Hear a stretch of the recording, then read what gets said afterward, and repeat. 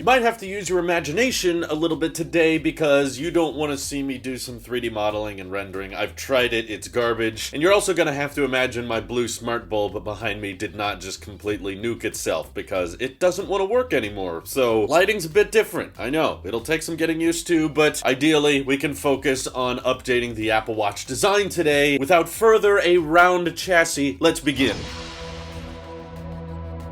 So the Apple Watch has followed a fairly similar design philosophy ever since it was initially launched. Probably the Series 3 to 4 was the biggest time we actually got a noticeable design change, and Apple took it more in a rounded, bubbly direction. But as we've seen with the iPad line, starting with the iPad Pros, but now slowly making its way to the iPad Air, and we've also seen with the iPhone 12 lineup, Apple is going all in on the squared off design. And if the redesigned iMac is supposed to be similar to the Pro Display XDR and its aluminum boxiness, and next generation MacBooks are supposed to be a bit more squared off than the current generation MacBooks. Sounds like squared off edges are in. This is what Apple is into at the time. This is the new design trend. This is the more modern, sleek look Apple is comfortable with adopting. And to me, it feels noticeably different to have the Apple Watch still adopting the old chassis of being a bit more curved off and the glass being more 2.5D. All glass is really 3D. I don't really understand that term, but you know what I mean. The glass kind of peels off the side a little bit. And there's a lot of people I've seen say they don't want a squared off Apple Watch because it would look horrendous or it would look terrible. And honestly, I don't blame most of you because most of the renders we have seen for a squared off Apple Watch design just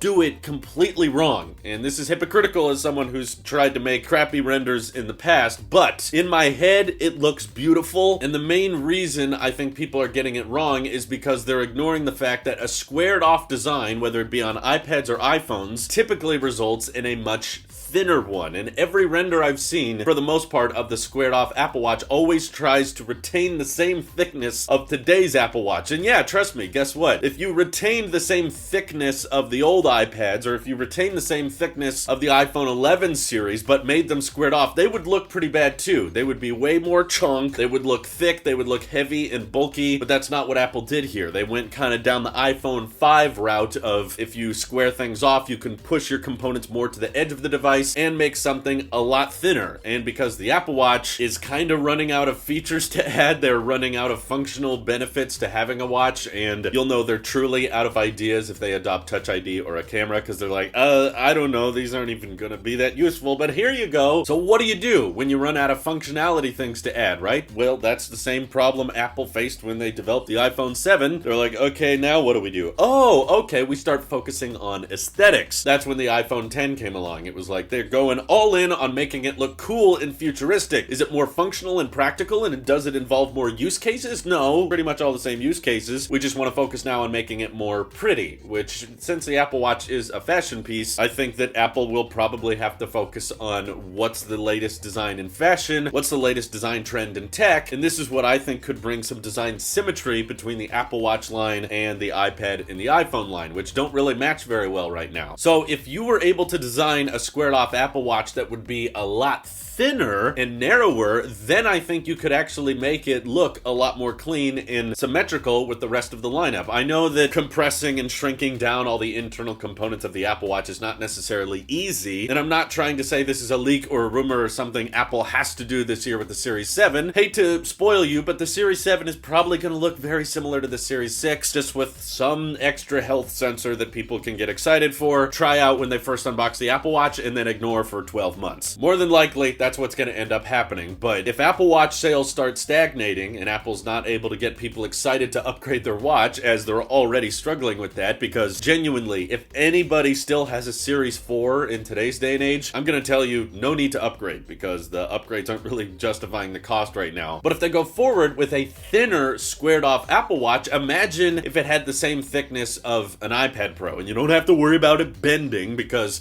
it's just going to sit on your wrist, but that same 5.9mm thinness, and of course, just because it's squared off doesn't mean that the old watch connectors cannot work. There's not inherently anything wrong with making the chassis a bit different shaped, just like how the Series 1 and Series 2 had a fairly different chassis, and then of course Series 3 to 4 had a fairly different chassis. There are ways you can put the same watch band connectors in a squared off chassis. I don't see that as being impossible. The main thing though is just shrinking the side bezels, which we already saw Apple do with the iPhone 12, and of course course, shrinking the thinness, as long as you can still have the same battery life, if not better, just more power efficiencies with the S7 chip or whatnot, you could have suddenly a much more sleek Apple Watch that I think would make all older Apple Watches look a lot more clunky and big. And I think Apple likes the idea of tech being seamlessly integrated into our lives, and you don't have to think about it being there. And kind of the bigger the watch, the more bricky it is, the more obnoxious it looks, and the more noticeable it is in your life as an actual piece of technology, not just an extension of yourself, which is always what Steve Jobs was going for when designing things like the smartphone. It was supposed to integrate so seamlessly that you interacted with it the same way you interact like with your hand. Your mind just controls it, and that's how you're going to end up controlling a watch or a phone. It's just so simple, it's so intuitive, even a baby can figure it out. So the main reasons I want a squared off chassis is so that the design can actually look fresh and new. We've had this same Apple Watch design for 3 years now, and it's very likely we're going to have it again this year. And on top of that, I would like a bigger display, if possible, within the same footprint. If there are ways of shrinking down the bezel and making a more squared off design allows you to shrink those bezels down, like we saw with things like the iPhone 12 mini, thinnest smartphone chin in the world, then I think we could also slim down the bezels of the Apple Watch, allowing for a larger screen, more content, easier to see, easier to use that calculator app, which has really, really tiny buttons. And no, this would not add any use cases. I get that. But my point is, Apple Watch is kind of out of use case arguments for upgrades anymore. Adding Touch ID would be kind of pointless because most people unlock their watch less than 5 times a day, and you can already unlock the Apple Watch by just putting the watch on and then unlocking your iPhone with Face ID or Touch ID. The watch instantly unlocks, which is way easier and way more simple in my opinion. And a camera would drain the battery like no tomorrow, and also always give you an unflattering angle of your nostrils. I've never seen a great picture that would be taken from the wrist, and since it's taking over your one arm, it's very hard to get other people in the shot or shoot things away from you because you can't see the display. There's not a great way to put a camera in a watch in my opinion, so that's why I'm not too concerned or excited for them to do that. But an updated design, I don't know of too many ways they can go other than make it blend in with the rest of our ecosystem. iPads, MacBooks, iPhones, iMacs soon, Pro Display, XDR, everything's getting all squared off. Even the Mac Mini squared off. Look at that. This is what's in right now, okay? So I want to see the Apple Watch join with it too. This is basically my footprint, okay? Take the Mac Mini, make it smaller, put a display on the front, and let me attach watch bands to it. Boom. Apple Watch Series 7 or 8, whenever this happens. Let me know if you guys think this is a horrible, horrible idea by roasting me in the comments, unsubscribing, and disliking this video. This is your Apple Shape here. I'll see you guys in the next one.